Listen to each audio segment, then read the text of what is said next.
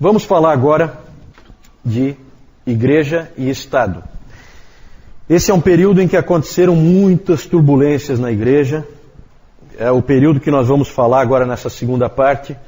Fala de toda uma crise na Igreja única no Ocidente. E o Dr. Lloyd Jones, quando ele fez essa palestra aqui, que eu tenho esse livrinho, tem também naquele livro maior, Discernindo os Tempos, tem essa mesma palestra dele, rememorando a Reforma. E aqui ele fala que os nossos dias são dias extremamente parecidos com os dias que antecederam a Reforma. Então prestem atenção nisso, né? Elementos dessa época, em termos de crise na Igreja, crise doutrinária, aumento de ritualismo, todo esse tipo de coisa está voltando para a Igreja, crise moral, inclusive, dentro da Igreja, crentes fracos, tudo isso aí são características que antecederam aquele período da Reforma e que nós vamos estar tratando aqui. Então prestem atenção com isso em mente, naquilo que a gente vai estudar daqui para frente. Vamos falar de Igreja e Estado. Igreja e Estado foi um problema sério nesse período, porque a grande questão aí era a questão da autoridade. Quem é que tem autoridade? Essa questão importunou toda a Idade Média. Porque havia basicamente duas visões. Uma visão que colocava Deus acima de tudo, depois o Papa, depois o Rei e depois o povo. Essa visão os papas gostavam bastante. A outra visão, e os reis nem um pouco, a outra visão era Deus em cima, depois o Rei, depois o Papa e depois o povo. O povo sempre está na pior, né? A única coisa que não muda é a posição de Deus, que por motivos óbvios, e a posição do povo, que é sempre lá embaixo, na pior condição possível, né? Tanto faz se é o Papa ou se é o Rei que estão em cima do povo, o povo está sempre mal. Essa posição segunda, os papas abominavam e os reis gostavam bastante. Então essa questão da autoridade sempre permeou a Idade Média e gerou uma série de crises que nós vamos começar a tratar agora. O professor Calhoun ilustra esse problema com um fato real da história, que é a história de Thomas Becket. Thomas Becket. Esse Thomas Becket foi arcebispo de Cantuária. Vocês já viram que esse arcebispo de Cantuária aparece muito, né? É sempre a principal função eclesiástica da Inglaterra. Ainda hoje é. Só que hoje na igreja anglicana, naquele período na igreja católica, romana, certo? Esse Thomas Becket, ele era chanceler do rei Henrique II da Inglaterra. Chanceler, um primeiro-ministro, um braço direito, vamos dizer assim, do rei. Muito amigo do rei, o Thomas Becket, tanto que o rei colocou ele nessa posição. Ele era então o chanceler. Ele ficou durante 8 anos exercendo essa função, muito competente, o Thomas Becket. E ele eu sempre coloco as datas, ali eu não coloquei, né? O Thomas Becket nasceu em 1120 e morreu em 1170. O Henrique II tinha então o Thomas Becket como seu braço direito, só que havia uma outra função mais importante do que essa, lá na Inglaterra, mais importante do que a de braço direito do rei, que era a de arcebispo da Cantuária. E esse cargo ficou vago. E aí os reis sempre procuravam colocar nesses cargos, mesmo que sejam cargos da igreja, eles procuravam colocar gente deles, que é o problema da investidura leiga, que sempre incomodava os papas. Só que os reis, eles faziam questão, eles achavam que se era para eles terem domínio sobre o povo, eles precisavam controlar essas funções, de bispos e arcebispos especialmente. E aí a ideia do Henrique II foi colocar o Thomas Becket, tirar ele de braço direito ali, e colocar ele como arcebispo de Cantuária. Só que ele não era nem ordenado, ele não era nem um padre. Então, rapidamente, se providenciou ali, de alguma maneira, que ele fosse ordenado e se colocou o Thomas Becket nessa posição. E o rei Henrique II ficou bastante feliz com isso, porque tinha um homem da sua confiança ali. O problema é que Thomas Becket mudou. Parece que quando ele foi investido daquele cargo, dentro da igreja, ele entendeu que aquilo era uma responsabilidade dele, importante. Ele era um homem de assumir realmente as responsabilidades. E aí ele, então, parou de fazer o jogo do rei e chegou ao ponto de ir para Roma, entregar o cargo para recebê-lo de volta do Papa. Isso evidentemente, então ele foi a Roma, entregou o cargo de arcebispo e o Papa deu para ele de volta, dessa vez com legitimidade. E isso gerou então, havia ali um conflito entre Henrique II e o Papa, como sempre havia entre os reis e o Papa, nesse período. E aí o Henrique II então ficou frustrado, porque ele se sentia traído pelo que o Becket fez. O que acabou acontecendo nessa mudança de lealdade do Becket para com o rei, depois para com o Papa, 8 anos ele serviu o rei fielmente e depois mais 8 anos ele serviu o Papa fielmente. Isso incomodou o rei Henrique II e um dia o rei Henrique II disse na corte, ele chegou e exclamou o seguinte: eu queria que alguém desse um fim nesse bispo encrenqueiro. Essa foi a frase dele. Reis têm que tomar cuidado com o que dizem, mesmo que seja só uma força de expressão, porque ele disse isso e 4 dos cavaleiros dele saíram e foram até a catedral da Cantuária, invadiram a catedral. Tem uma história bonita em cima disso aí, né, que primeiro queriam esconder o Thomas Becket, porque ele foi avisado que vinham matar ele e tal, e aí ele então corajosamente disse que ninguém pode fechar as portas da igreja do Senhor, então ele mandou abrir. Então tem toda uma história bonita aí de coragem, de honra, né? E os 4 cavaleiros então do rei Henrique II entraram e invadiram a catedral e o mataram lá dentro da catedral, né? Tem até uma peça famosa na literatura inglesa que é Morte na Catedral, que conta essa história do Thomas Becket. Isso então em 1170 foi quando ele foi morto ali, aos 50 anos. O rei Henrique II passou dias de tristeza e arrependimento pela morte do Thomas Becket. Ninguém sabe até hoje se esse arrependimento foi genuíno ou foi fingido.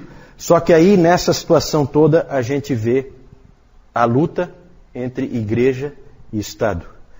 Porque em 3 anos o Thomas Becket foi, primeiro, exaltado pelo Papa como um verdadeiro herói do cristianismo, e em 3 anos ele foi canonizado, um recorde. Certo? Por quê? Faz parte do jogo, né? Jogar o povo contra o rei. O rei que é meu inimigo, eu o Papa, o rei é meu inimigo, eu jogo o povo contra o rei, né? E o rei tenta jogar o povo contra o Papa. Então é sempre esse problema assim, isso aí é o que a gente sempre vê acontecendo.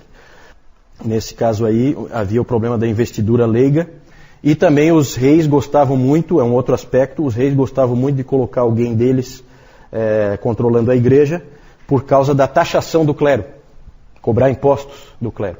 O Papa sempre trabalha para que o clero jamais seja taxado, as coisas da igreja não podem pagar impostos, só que os reis querem cobrar impostos. Então tem esse jogo, se eu ponho um homem meu, eu forço para que, se eu, o Papa, ponho um homem meu, eu forço para que não haja cobrança de impostos.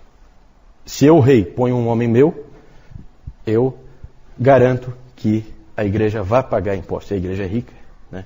Então é sempre interessante, quando o rei precisa de dinheiro, cobrar impostos do clero. Esse também sempre foi um problema. Por que o Henrique tinha que demonstrar tristeza e arrependimento? Nós não sabemos se foi genuíno ou não. Ele tinha sido amigo, grande amigo do Thomas Becket. Então não sabemos, pode até ter sido genuíno. Mas ele corria o risco de ser excomungado pelo Papa. Certo? E aí ele e a família real ficariam privados de todos os meios da salvação que vocês vão ler aí no sistema sacramental. O sistema sacramental é a garantia de que a igreja dá de que você vai ser salvo. Quem te salva, na verdade, é a igreja. Se a igreja trancar a porta para ti, você não tem como ser salvo. Então a excomunhão era terrível, era um castigo terrível. E um pior ainda, que a igreja tinha, a arma mais poderosa da igreja, chamava-se interdito. O interdito. O interdito era terrível. O Papa, ou um bispo, podia interditar toda uma região. Declarar que a igreja daquela região não administraria nenhum sacramento, enquanto aquela região estivesse sob o interdito. E às vezes era um país, porque o Papa podia fazer isso em países inteiros, em reinos inteiros. E o bispo podia fazer em regiões, certo? E isso era terrível, porque se nessa situação do Thomas Becket que nós vimos, se o Papa lança um interdito contra a Inglaterra, o povo da Inglaterra inteira se rebela contra o rei. Essa é uma arma poderosíssima. Por quê? Porque ninguém mais é salvo, gente. Vai todo mundo para o inferno por causa da atitude do rei. Não existe mais o sistema sacramental, as igrejas estão fechadas. Não há mais batismo, não há mais comunhão, os casamentos não existem. Tudo fica suspenso. Né? Não existe a extrema-unção. Então a pessoa está morrendo, não vai ter o sacramento ali. Então o risco que ela corre é enorme. O povo fica furioso e acaba se revoltando contra o rei. Então, com isso, os papas conseguiam produzir rebeliões onde eles queriam. E isso fazia com que eles tivessem poder nas mãos. Certo? O uso do interdito era comum na Idade Média. E aconteciam algumas coisas que eram absurdas. Como uma vez, por exemplo, em que um bispo de uma determinada região interditou toda uma região porque as pessoas que moravam ali se recusaram a garantir a exclusividade do fornecimento de cerveja na região para um mosteiro que ficava ali. O mosteiro queria ser o único fornecedor de cerveja daquela região. E o povo queria abrir cervejarias concorrentes e tal, coisa desse tipo. E aí o bispo, então, lançou um interdito em cima daquelas pessoas para forçar elas a aceitarem a exclusividade de produção da cerveja daquele mosteiro. Certo? É mais ou menos estilo Ambev, né? Não sei se era o caso. É uma Ambev primitiva. Então, coisas absurdas, sabe? Se usava para essas barbaridades assim, que não tem sentido nenhum, né? Mas era o tipo da coisa que funcionava. Funcionava. Se você crê que a salvação vem por meio dos sacramentos, e os sacramentos são cortados, então a salvação é cortada. Vamos falar de uma outra luta, alguns anos depois. Esse é um episódio interessante da história da igreja. E essa ruína da igreja organizada, nós temos que agradecer a Deus por tudo que aconteceu aí. Porque isso abre as portas para a reforma. Né? Porque as pessoas percebem que a igreja é uma piada. Né? Isso faz com que as pessoas comecem a aceitar a possibilidade de que essa igreja esteja totalmente errada. Certo? Então isso foi usado nas mãos de Deus para produzir a reforma, levantar reformadores. Então nós vamos falar de uma outra luta, nós vamos falar de um Papa Bonifácio VIII. Era um homem velho já, 80 anos de idade, quando ele se tornou Papa, em 1294. Alguém disse que esse Papa Bonifácio VIII, apareceu como uma raposa, viveu como um rei e morreu como um cão. A luta de Bonifácio foi com Filipe IV da França, o rei da França. Os problemas de sempre, tá? Taxação do clero, tradicional, era um problema sempre. Investidura leiga, colocar pessoas que não são ordenadas, que não são da igreja, em funções eclesiásticas. E aí houve toda uma discussão entre eles. E o que acirrou de vez foi uma bula papal, uma carta do Papa, uma publicação do Papa, em que ele, chamada essa bula papal de Unum Sanctum Ecclesiam, uma igreja santa. Nessa bula, o Bonifácio, ele afirma a supremacia da igreja sobre os reis, dentro daquele modelo que a gente colocou lá no início. Então a igreja está sobre os reis, e ele alegou que o poder secular, quando o poder secular erra, o poder supremo, o Papa, tem o direito de corrigir e mandar fazer diferente. É isso que ele põe lá naquela bula, certo? E que quando o poder supremo, que é o Papa, erra, só Deus pode corrigir. Bem bolado, né? Bem bolado. Esse sujeito provavelmente nem acredita em Deus, né? Mas tudo é um jogo político, certo? E ele então lançou essa bula. Essa bula, tudo isso aí não é novo, tá? Tudo isso aí já vinha há muito tempo, ele só reforçou. Só que ele acrescentou nessa bula uma coisa nova. Ele disse que não há salvação para pessoas que não se submetem ao Papa. Então, ali naquela bula, ele disse o seguinte: a salvação de cada pessoa depende da submissão ao Papa. Se não se submeter ao Papa, você não tem salvação e está perdido. Né? Na verdade, o nosso Papa ali, recente aí, ele andou reforçando isso novamente, né? Deixando claro que isso continua sendo verdadeiro. Podem pensar o que quiserem. Só que ele não contava, na verdade essa bula, o Bonifácio tinha certeza que ele ia conseguir os efeitos de sempre, fazer o povo ficar do lado dele contra o rei. Só que ele não contava com uma coisa que estava surgindo nessa época, na virada do século XIII para o século XIV. Começou a surgir na cabeça das pessoas o nacionalismo. As pessoas começaram a se sentir pessoas pertencentes a nações.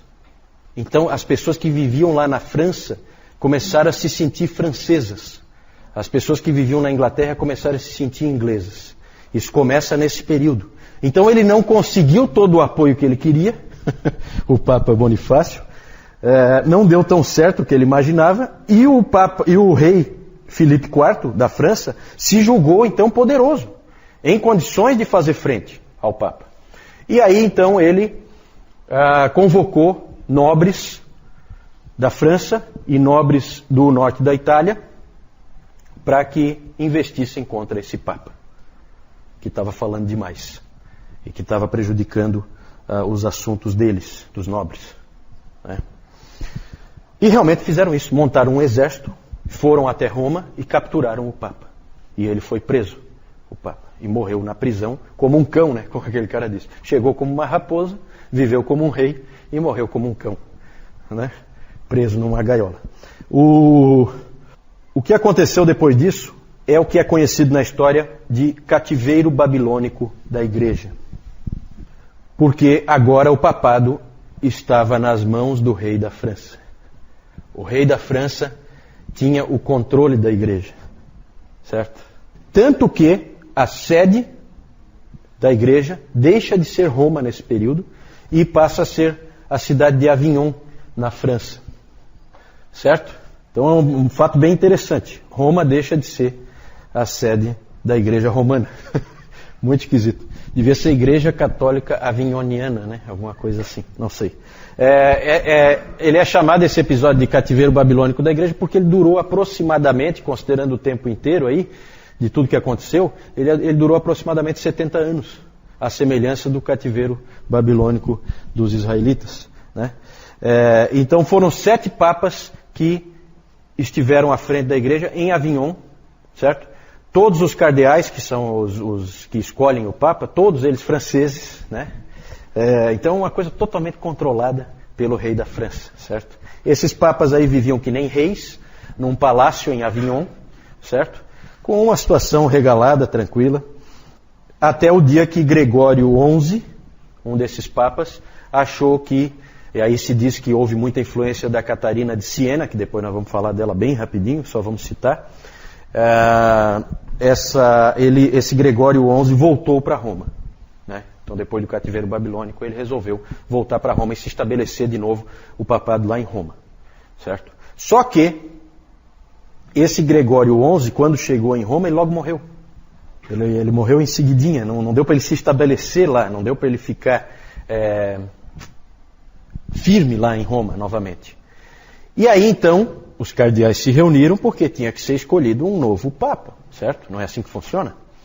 Os cardeais se reuniram em Roma e houve um conclave lá dos cardeais bastante conturbado, porque houve lá uma turba lá em Roma que invadiu várias vezes o local, certo? Colocando pressão em cima dos cardeais para que eles elegessem um Papa italiano. Né? Depois de um reinado francês aí por um bom tempo, que fosse de novo escolhido um italiano. E na pressão eles acabaram de fato escolhendo um italiano, certo? Os cardeais. Só que quando eles saíram de Roma, depois da escolha desse novo Papa, quando eles saíram, eles se arrependeram. E resolveram considerar nula aquela eleição e escolher um novo Papa. Aí escolheram outro Papa. Aí havia agora 2 papas, certo? A existência de 2 papas é um problema seríssimo para a igreja nesse período.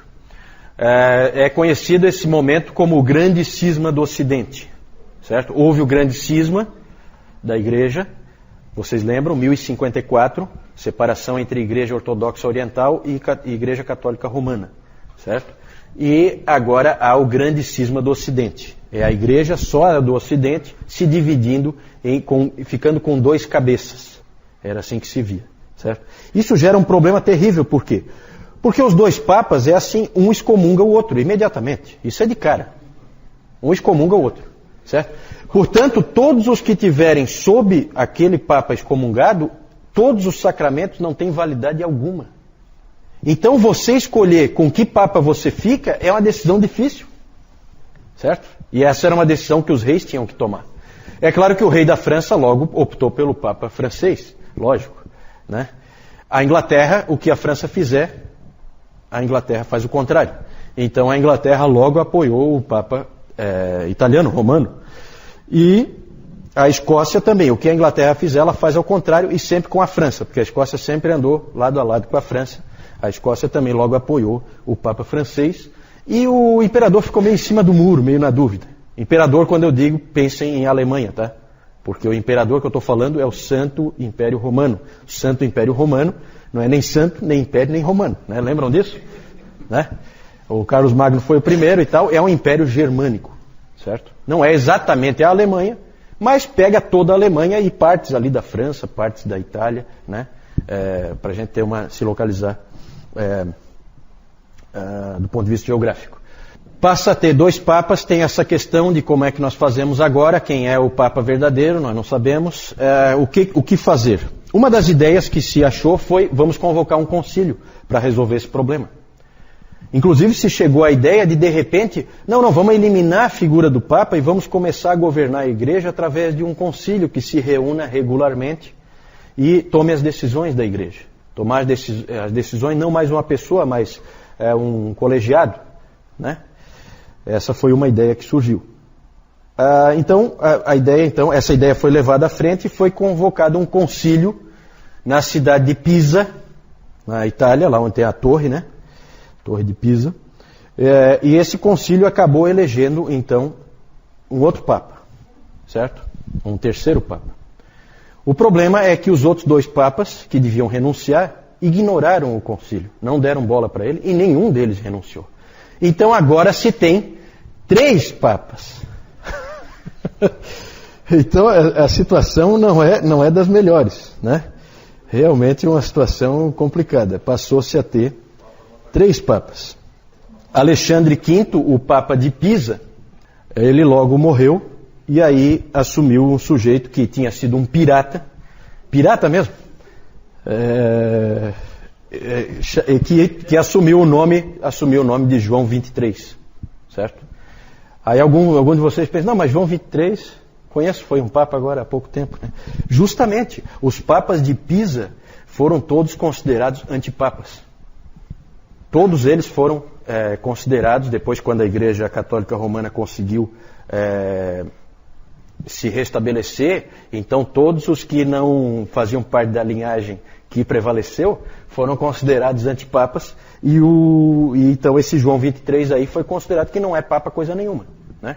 E aí durante 500 anos ninguém pegou esse nome João, que era um dos mais comuns, tanto que estava já no 23, né?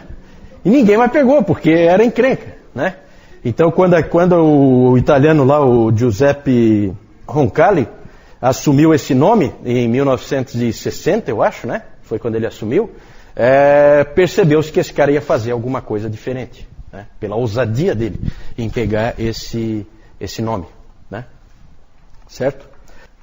Por fim, o Concílio de Constança. Esse Concílio de Constança é um concílio famoso, importante, desastroso na minha opinião. O Concílio de Constança em 1415, foi um concílio que durou 4 anos. Ele acabou organizando as coisas, o conciliarismo triunfou, passaria então a haver o governo da Igreja por um concílio, certo? Por incrível que pareça, a Igreja Católica Romana não foi sempre governada por papas, né? É claro que eles vão fingir que foram sempre e vão jurar de pé junto que foram, mas é mentira. Esse modelo então de conciliarismo triunfou, os 3 papas foram forçados, aí pela força mesmo, a abdicar, todos os 3, e eles abdicaram. e foi então eleito um novo Papa, Martinho V. E esse Papa, o problema é que esse Papa, logo que ele assumiu, ele gostou da condição de Papa e ele imediatamente proibiu que se apelasse a qualquer corte acima do Papa. Praticamente ele bloqueou o acesso ao concílio. E aí, rapidamente, voltou-se ao que era antes, agora com esse Papa Martinho V. E era sempre assim, né? Nesse período era assim, quando o Papa ficava fraco, os concílios ficavam fortes. Quando o Papa ficava forte, o concílio ficava fraco. E, no fim, o papado acabou ficando forte e acabou prevalecendo, e a ideia dos concílios foi abandonada completamente. Esses acontecimentos todos, esse desastre aí, foi importante para abrir o caminho para a reforma.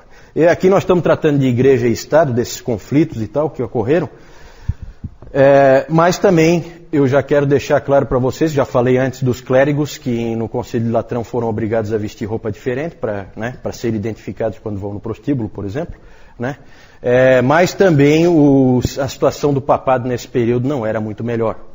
E é claro que a figura que logo vem à mente, quando se fala em absurdos cometidos por um Papa, absurdos morais, vem a figura do Papa Alexandre VI, mais conhecido como Rodrigo Borgia, certo? Os Borgia, né? Essa turma aí, devia ser os Corjas, né? Porque realmente era uma turminha que todo tipo de imoralidade eles cometeram, tá? O Rodrigo Borgia, ele foi nomeado Papa por influência do Calixto III, tio dele, que meio que forçou a barra para que ele fosse nomeado. Era um cargo meramente político. Esse Rodrigo Borgia, ele tinha 4 filhos, 3 filhos e uma filha, coisa que não poderia, né? Não podia nem para um padre, que dirá para um Papa. Ele colocou o filho dele, César, colocou como principal cardeal. Esse César acabou se tornando um dos homens mais poderosos da Europa, né? E eles tinham uma filha, Lucrécia Borgia, com quem tanto o Rodrigo como o César tinham um relacionamento incestuoso, né? Esse era o Papa que tinha nessa época, né? Um sujeito de primeira linha, né? Isso é depois, tá? Isso é um período mais no fim desse período aqui, mas bem no período que antecede a reforma ali, né? Para lembrar do Rodrigo Borgia, onde é que está esse cara? Lembre do descobrimento do Brasil. Ele era o Papa no descobrimento do Brasil. Ele assumiu o papado no descobrimento da América, 1492. Né? E ele ainda era o Papa em 1500. Então, dali faltam ali alguns anos para vir a reforma protestante. Né? E vocês veem que tudo isso aí, todas essas barbaridades, abriram caminho para a reforma. Né? Porque todo mundo via que essa igreja que havia ali era uma piada, né? Que de cristianismo ali não tinha absolutamente nada. Antes da gente vir, aí só para vocês verem, o Thomas Becket sendo assassinado na catedral, né? Os 4 cavaleiros do Henrique II assassinando. Aí olha só o santinho ali, ó, Papa Alexandre VI, Rodrigo Borgia, espanhol, tá? Aqui o palácio, essa é uma foto atual, essa foto aqui do lado de cá, né? Lá é uma foto um pouquinho mais antiga, mas também é uma foto do Palácio Papal de Avignon.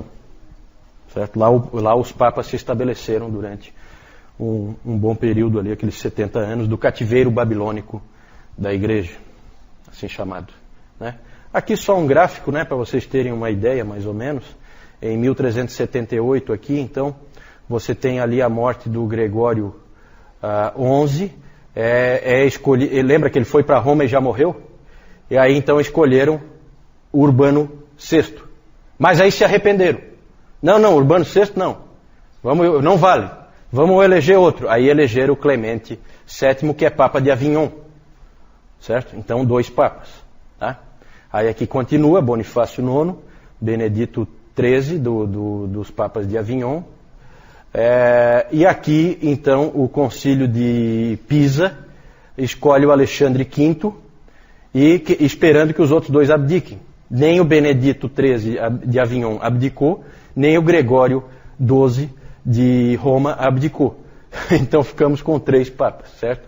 Aí os 3 foram forçados a abdicar, aqui o João XXIII, Gregório XII e Benedito XIII, e aí o Martinho V assumiu. Todos esses caras aqui não valem para a Igreja Católica Romana hoje. Esses de Avignon aqui, e nem esses aqui. Os outros de Avion, esses valem do cativeiro babilônico. Né? Mas esses aqui que tinha junto, aí só vale essa linha aqui. Ó. Os outros não valem. Certo? Só para vocês se situarem aí. É o grande cisma do Ocidente.